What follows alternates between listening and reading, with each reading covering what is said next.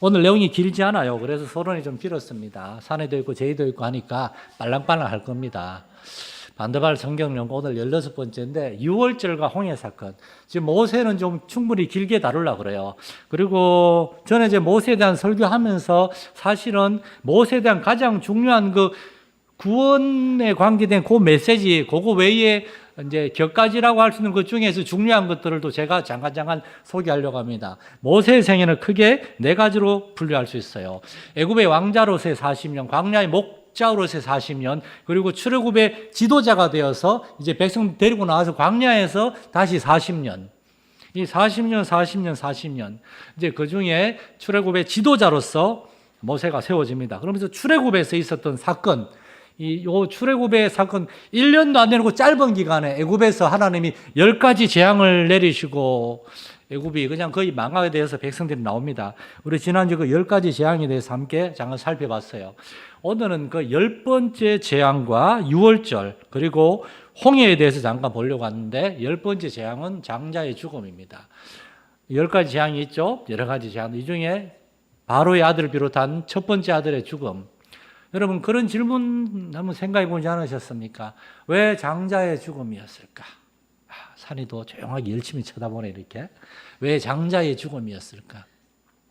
사실 하나님은 이미 모세에게 이 10가지 재앙 내리기 전 처음부터 얘기했습니다. 한 가지 재앙 그 바로에게 내릴 건데 그때 이제 바로가 너희를 내보낼 것이다. 그 재앙은 바로 첫 번째 아들 장자의 죽음이었습니다. 장자의 죽음. 왠가 하면은 장자는 특별한 아들이거든요. 하나님은 이미 계획하고 계셨어요. 이스라엘이 나의 장자인데 나의 첫째 아들 이스라엘을 네가 학대하고 괴롭혔으니까 너의 장자가 벌을 받을 것이다. 하나님은 애굽의 모든 장자들을 제물로 받으시고 하나님의 장자인 이스라엘을 건져내신 겁니다. 하나님은 처음부터 그걸 계획하고 계셨어요. 그 앞에 9가지 재앙은 10번째 재앙을 위한 하나의 과정이었어요. 내가 네 아들을 장자를 죽이리라. 하나님은 처음부터 계획을 하셨습니다. 이런 장자의 죽음, 애굽 사람들의 장자의 죽음, 그리고 이스라엘 백성들은 장자 대신 누가 죽었습니까? 어린 양이 죽었죠. 왠가 하면 우리의 죄는 반드시 피 흘림이 있어야지 죄사함을 받는 겁니다. 하나님이 그냥 용서해 주는 거 아닙니다. 이제 산이나 죄가 커가지고 엄마 아빠 말을 안 듣고 누나하고 싸우고 나쁜 짓 하면은 혼이 나야 됩니다. 그걸 그냥 알았어 내비두고 넘어가면은 나쁜 아이로 자라요. 꾸지람이 있어야 되고 징계가 있어야 되고 성경에 이렇게 채찍도 있어야 그래요. 우리의 죄는 반드시 대가를 지불해야 됩니다. 우리는 벌을 안 받았는데요. 우리 대신 예수님이 벌을 받았고 예수님이 오시기 전에는 이스라엘의 수많은 어린 양들이 죽임을 당했어요. 하나님은 아들로 아들을 대신하게 했어요. 이스라엘의 장자들, 사실은 이스라엘이 바로 하나님의 장자였죠. 그 장자를 살리기 위해서 애굽의 모든 장자들이 제물이 된 겁니다. 애굽이 회개하지 않았기 때문에, 하나님을 거역했기 때문에. 그리고 그 애굽의 장자들의 죽음을 통해서 생겨난 절기가 6월절입니다. 6월절은 유월하다, 넘어가다, 파스오버. 하나님께서 이스라엘 백성들의 그 집에 흠없고 어린 양의 피를 보고 그 문설주와 문인방의 피를 보고 하나님이 넘어가셨어요.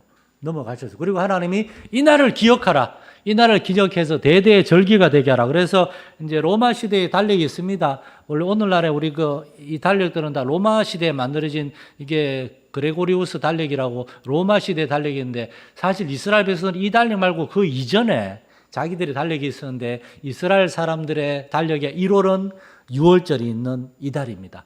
6월절을 이스라엘의 첫 번째 달로 삼으라고 명령을 하셨어요. 이렇게 6월절은 하나님께서 장자를 특별히 선택하신 겁니다. 그리고 이스라엘 사람들의 모든 장자들을 대신해서 어린 양이 죽었어요. 그래서 이스라엘의 장자들은 이제 하나님의 것이 된 겁니다. 이스라엘의 장자들은 원래 하나님의 종이 돼야 돼요. 그런데 모든 사람들이 첫째 아들을 다 하나님께 바칠 수 없으니까 이스라엘 장자들을 대신해서 한 지파를 택했는데 그게 레위 지파입니다. 레위 지파. 야곱의 셋째 아들인 레위 지파를 하나님이 택하셔서 이스라엘 장자들을 대신해서 레위 지파는 세상들이 아니라 하나님의 일을 하면서 살게 된 겁니다. 이 모든 것들이 전부 다 유월절에 생겨난 거예요. 유월절에 이스라엘의 그 제사 제도와 그리고 레위인을 성별해 가지고 하나님 일을 하게 만들었고, 여러분 지금 이 모세가 애굽에서 이 일을 하고 있을 때는 성전도 없고 성막도 없을 때예요. 레위인이 할 일이 없어요. 그런데 그 성막이나 성전이 생기기 전부터 이미 하나님은 레위 지파를 구분해 가지고 하나님의 일을 하도록 계획하셨고, 광야에 들어가자마자 저기 시내산에 가서 시내산 밑에서 11개월 동안 있었거든요. 그 11개월 동안 하나님께서 성막을 만들 것을 명령하십니다. 그 11달 동안 이스라엘 백성들이 거기서 뭐 했는가? 성막을 만든 겁니다. 성막을 만들고 난 다음에 레위 지파가 그때부터 이제 그 성막에서 봉사하는 옷을 입고, 레위 지파 중에서도 아론의 지파, 아론의 자손들은 제사장이 돼가지고 성전에서 예배를 인도하는 이 모든 일들의 시작이 유월절에서 시작한 겁니다. 유월절. 유월절은 그래서 구원과 순종을 우리에게 보여줘요. 자, 보세요. 유월절 이스라엘은 아무것도 한 게 없어요. 그냥 기다리고 있었을 뿐이에요. 하나님의 천사가 찾아왔을 때 무슨 일이 있을지 두려워하고 있었어요. 하나님의 전적인 은혜로 이스라엘의 큰아들들은 심판을 면했고, 애굽의 장자들은 다 심판을 받았고, 이스라엘 백성들이 구원을 얻었습니다. 그래서 에베소서 2장 8절에 하면 너희가 그 은혜에 의하여 믿음으로 말미암아 구원을 얻었나니 하나님을 믿고 어린 양의 피를 바른 그 집은 다 구원을 얻었어요. 행위에서 난 것이 아닌 이는 자랑하지 못하게 합니다. 우리도 똑같죠. 우리가 한 게 없어요. 근데 예수님 우리를 대신해서 죽으셨어요. 우린 예수님을 바라보고 예수님 의를 힘입는 겁니다. 그 유명한 얘기가 있잖아요. 우리의 죄는 이쪽에서 해야 됩니다. 자, 우리의 죄는 다 예수님에게 전가되고 예수님의 의는 우리에게 오고, 옷을 바꿔 입은 거예요. 우리의 죄의 옷을 예수님 입으시고 죄인이 되어 죽으셨고, 예수님의 의의 옷을 우리가 입고 우리는 살았어요. 여기서 중요한 거는 의의 옷이라는 거예요. 우리는 옷을 입을 뿐이지 우리 속사람이 어려워진 건 아니에요. 그러니까 우리는 예수님의 옷을 입은 여전히 죄인이에요. 그래서 우리에게 뭐가 필요합니까? 거룩하게 성결해지는 거, 자라는 게 필요하죠. 그러니까 우리 성결교회 교리가 중생, 성결, 신유, 재림이잖아요. 너무 오랜만에 하니까 헷갈리는데, 자, 중생한 사람들은 점점 거룩해져야 됩니다. 중생하고 이 자리에 머물러 있으면 안 되는 거예요.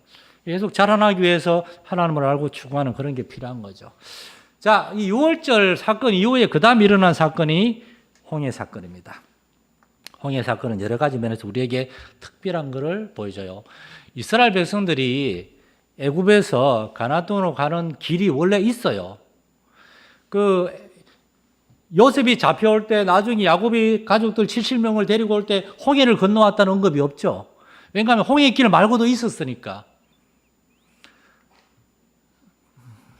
지도가 먼저 나와야 되는데 지도가 이 다음에 나오나요? 예, 하나님 이스라엘 백성들을 비하이롯 앞 바닷가로 보냈습니다. 그런데 지도가 여기 나오네요. 지도를 보시면 저 위에 저게 왕의 대로입니다. 홍해는 지중해하고 홍해 사이 막혀 있어요. 지금은 거기에 스웨즈 운하를 뚫어놨지만 운하가 생기기 전에 땅으로 막혀 있고, 그 땅을 건너서 애굽하고 저쪽 이스라엘 땅과 메소포타미아 땅에 왕들이 왔다 갔다 했기 때문에 그 길을 왕의 대로라 그럽니다. 무역상들이 다니는 왕의 대로예요. 육로가 있어요. 가까워요. 그런데 하나님 이스라엘 백성들을 밑으로 비하이롯, 홍해 앞바다로 인도했습니다.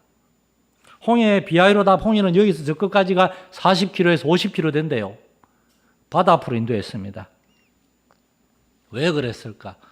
여러 가지 이유가 있어요. 홍해 사건을 통해서 하나님이 계획하신 게 있습니다. 첫 번째, 애굽을 완전히 무너뜨리고자 하나님은 계획하셨습니다. 하나님은 바로가 이스라엘 백성들을 보내주고 난 다음에 곧장 마음이 바뀌어가지고 또 따라올 걸 알고 계셨어요. 왜냐? 애굽에는 아직 군사들이 남아있으니까요. 철병거가 남아있으니까요. 그 애굽의 철병거는 고대 그 애굽을 최강대국으로 만든 게 그 애굽의 철병거였어요. 바로가 이스라엘 자손을 가니까 내가 그의 마음이 완악해져서 그들을 뒤따라가서 내 아들의 핏값을 내가 그들에게 갚아야 되겠다. 복수해야 되겠다. 그들을 멸해야 되겠다.